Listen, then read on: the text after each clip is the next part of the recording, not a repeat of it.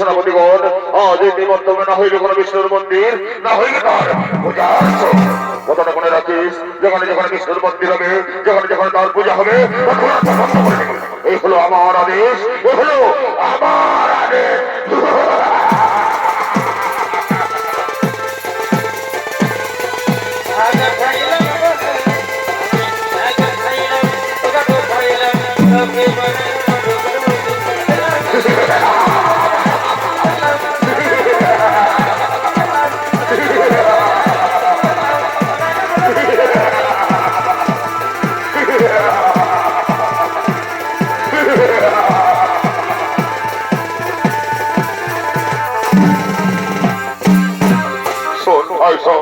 পিতা আদেশ দিল বটেই মাধ্যমে না হইবে বিষ্ণুর মন্দির, না হইবে তার পূজা অর্চন। কিন্তু আমরা তো সকলে জানি রে ভাই, শ্রী বিষ্ণু নারায়ণ ছাড়া আমাদের মুক্তির উপায় নেই রে ভাই, আমাদের মুক্তির উপায় নয়। আয় ভাই আয়, তাই সবাই মিলে আমরা করি এখন সেই শ্রী নারায়ণের গুণ কীর্তন। আয় ভাই, আমরা লইব সেই নারায়ণের শরণ।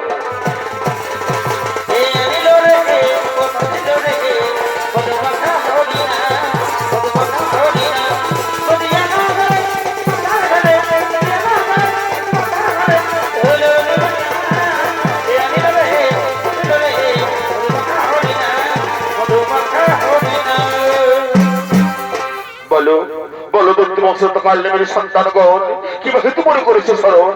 ওগো নারায়ণ, ওগো নারায়ণ, তব পাদপদ্মে মম শতকোটি প্রণাম করো গ্রহণ।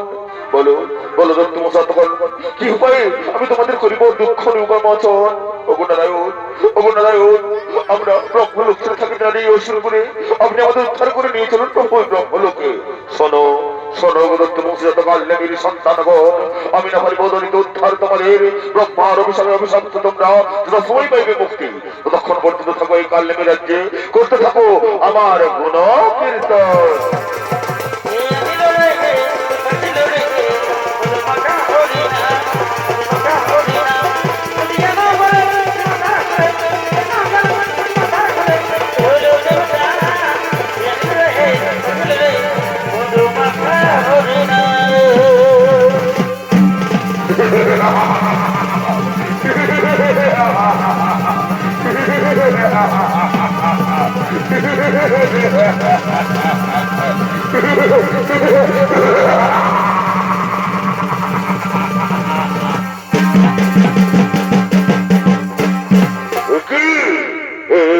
রামনায়নে আমি মোর পুত্র তখন বিষ্ণুর জয়গণ আমি তোদেরকে বাড়িছিলাম মন্ত্র করে দিয়েছিলাম বিষ্ণুর গ্রন্থ বর্ণনা আর তোরা করেছিল তারই জয়গণ এই কুলাঙ্গার পুত্রদের আমার নাকি প্রয়োজন আমি তোদের অন্ধকার করে নিক্ষেপ করবো আর নির্মম ভাবে হত্যা করবো নিক্ষেপ করবো অন্ধকার করে পিতা ছেড়ে দাও পিতা ছেড়ে দাও না আমি তোদেরকে নিক্ষেপ করবো ওই অন্ধকার করে ছেড়ে দাও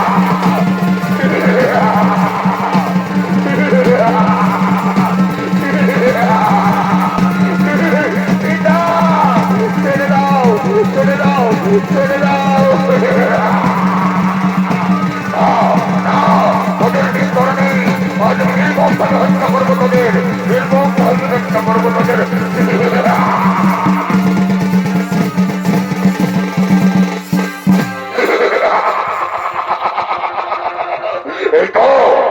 এই তো আমি বন্দি করেছি আমার পুত্রদের তাদেরকে আমি নির্মম ভাবে হত্যা করবো তবু আমি বিষ্ণু নাম হতে দেবো না এই বর্ণ হবে